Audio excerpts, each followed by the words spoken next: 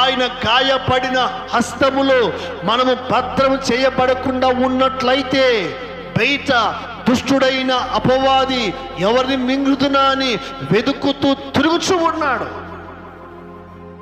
మనము ఆయన చేతిలో భద్రంగా ఉన్నాం. హల్లెలూయా, హల్లెలూయా. ఈ 2025 సంవత్సరము ఇదిగో 52 వారాలు, 365 రోజులు, ప్రతి గంట, ప్రతి నిమిషము, ప్రతి సెకండ్ మనము ఆయన చేతిలో ఉండాలి. ఆయన చేతిలో ఉండాలి.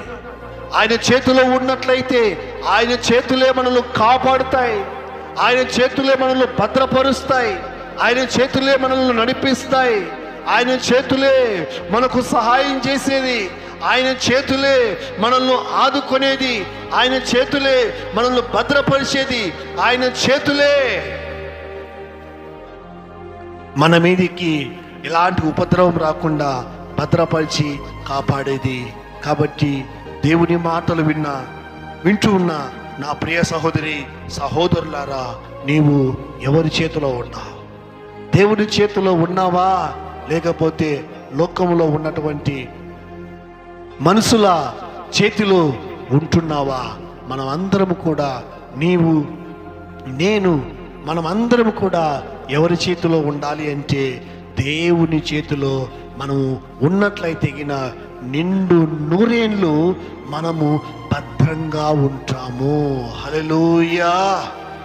చాలా భద్రముగా ఉంటాం. కుటుంబము భద్రముగా ఉంటుంది. సంఘము భద్రముగా ఉంటుంది.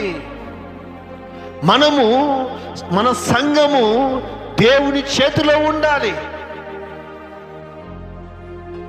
చాలా మంది సంఘాన్ని చేతిలో పెట్టుకుంటారు. సంఘము నా చేతిలో ఉంది, నా గుప్పెట్లో ఉంది అని.